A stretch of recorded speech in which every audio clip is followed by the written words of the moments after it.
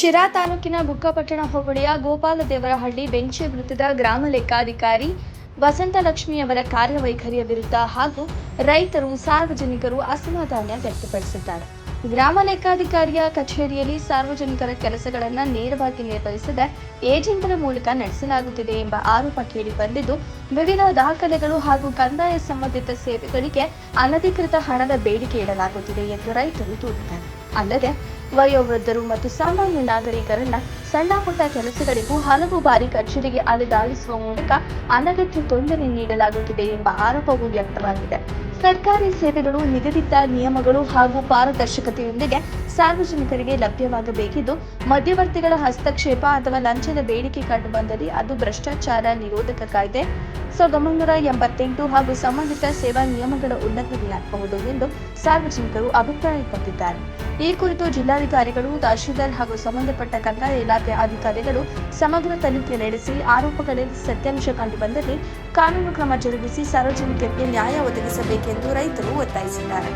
ತಾಲೂಕು ಆಫೀಸಿಂದ ಒಂದು ಅರ್ಜಿ ಕೊಟ್ಟಿದ್ದೆ, ಅದನ್ನ ಮಾಡಿ ಕಳ್ಸಕ್ಕೆ. ಯಾರಿಗೆ ತಾಲೂಕು ಆಫೀಸ್ಗೆ ಅರ್ಜಿ ಕೊಟ್ಟಿದ್ದು?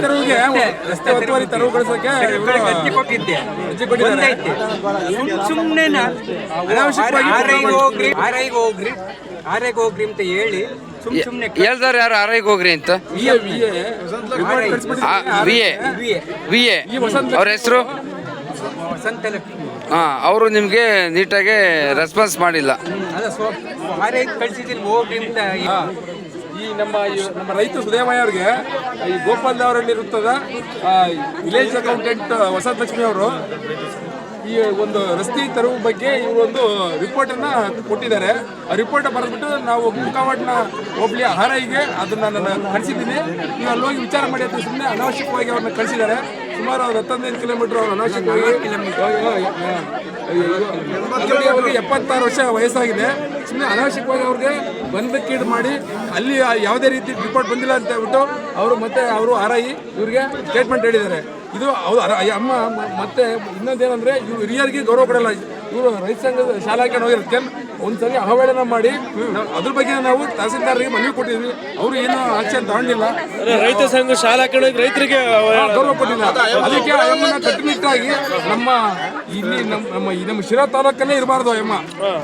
ಆ ಥರ ಬೇರೆ ಕಡೆ ಅಮ್ಮ ಇನ್ನೊಂದೇನು ಗೊತ್ತಾ, ಯಾವುದೇ ನಾನು ನಮ್ಮ ಘಟನೆಯಲ್ಲಿದ್ದಾಗ ನನಗೂ ಸಹ ಗೌರವ ಕೊಟ್ಟಿಲ್ಲ.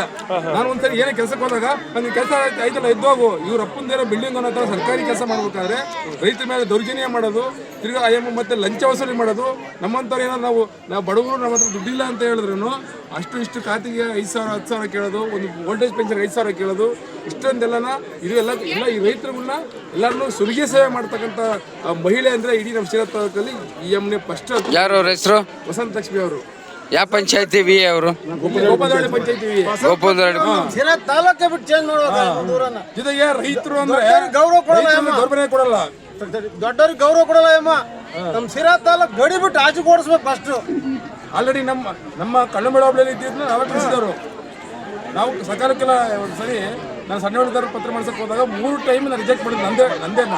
ಯಾಕೆ ರಿಜೆಕ್ಟ್ ಮಾಡಿದ್ದೆ?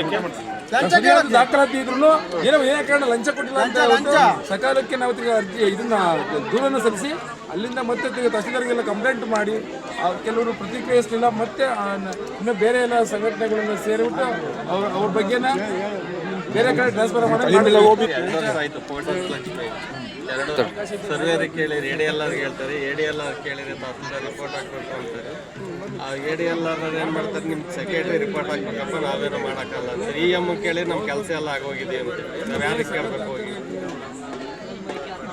ಕೊಡ್ತಾ ಇದ್ದಾರೆ ಸ್ವಾಮಿ ಅವರು. ಆ ವಸಂತಲಕ್ಷ್ಮಿ ಅವರು ಅನ್ನೋ ಇದಾರಲ್ಲ, ಅವರು ಪ್ರತಿಯೊಬ್ಬ ಗ್ರಾಮದಲ್ಲೂ ಒಬ್ಬೊಬ್ಬ ಸಹಾಯಕನ ಅಂತ ಇಟ್ಕೊಂಡಿದ್ದಾರೆ. ಯಾವುದೇ ವ್ಯಕ್ತಿ ಯಾವುದೇ ರೈತ ನೇರವಾಗಿ ಹೋಗಿ ಅವ್ರ ಹತ್ರ ಹೋಗಿ ಕೆಲಸ ಮಾಡ್ಕೊಳಕ್ಕಾಗಲ್ಲ. ಅವ್ರ ಕಡೆ ಅವ್ರಿಗೆ ಒಂದೊಂದು ಊರಲ್ಲಿ ಒಬ್ಬೊಬ್ಬರು ಏಜೆಂಟ್ಗಳು ಇರ್ತಾರೆ. ಆ ಏಜೆಂಟ್ಗಳ ಮೂಲಕ ಮಾತ್ರ ಹೋದ್ರೆ ಅವ್ರ ಮೂಲಕ ಹೋದಾಗ ಮಾತ್ರ ಕೆಲಸಗಳಾಗ್ತವೆ. ಇಲ್ಲ ಅಂದರೆ ವೈಯಕ್ತಿಕವಾಗಿ ಪ್ರತಿಯೊಬ್ಬ ರೈತರು ಇಂಡಿವಿಜುವಲ್ ಆಗಿ ಹೋದಾಗ ಒಂದೇ ಒಂದು ಕೆಲಸಗಳು ಮಾಡ್ಕೊಡ್ತಾ ಇಲ್ಲ. ಅವರು ಏನಾದರೂ ಒಂದು ಪ್ರಾಬ್ಲಮ್ಗಳು ಹೇಳಿ, ಯಾವುದಾದ್ರೂ ಒಂದು ಪೇಪರು ಪ್ರಾಬ್ಲಮ್ಮು ಇಲ್ಲ ಇನ್ನೇನೋ ಸಮಸ್ಯೆ ಅಂತ ಹೇಳ್ಬಿಟ್ಟು ಕೆಲಸಗಳನ್ನ ಕಾರ್ಯಗಳನ್ನ ಪೆಂಡಿಂಗ್ಗಳು ಇಡ್ತಾ ಇದ್ದಾರೆ. ಅದೇ ಅವ್ರಿಗೆ ಇರತಕ್ಕಂಥ ಏಜೆಂಟ್ ಮೂಲಕ ಹೋದಾಗ ಆ ಕೆಲಸಗಳು ಯಾವುದೇ ದಾಖಲೆಗಳು ಇಲ್ಲ ಅಂತಂದ್ರೂ ಆ ಕೆಲಸಗಳು ಸುಸೂತ್ರವಾಗಿ ಆಗ್ತಾ ಇದಾವೆ. ಅದು ನಮ್ಮ ಗಮನಕ್ಕೆ ಬಂದಿರೋದು. ನೀವ್ ಹೇಳೋ ಮಾಹಿತಿ ಅಂದ್ರೆ ವಸಂತ ಲಕ್ಷ್ಮಿ ಹಳ್ಳಿಗೂ ಏಜೆಂಟ್ಗಳನ್ನು ಬುಕ್ ಮಾಡ್ಕೊಳುತ್ತೆ. ಏಜೆಂಟ್ ಮುಖಾಂತರ ಹೋದ್ರೆ ಕೆಲಸ ಆಗ್ತವೆ. ಡೈರೆಕ್ಟ್ ರೈತರುಗಳು ಹೋದ್ರೆ ರೈತರೇ ಹೋದಾಗ ಮಾತ್ರ ಯಾವುದೇ ತರದ ಕೆಲಸ ಆಗಲ್ಲ. ಆಗ್ತಾ ಇಲ್ಲ.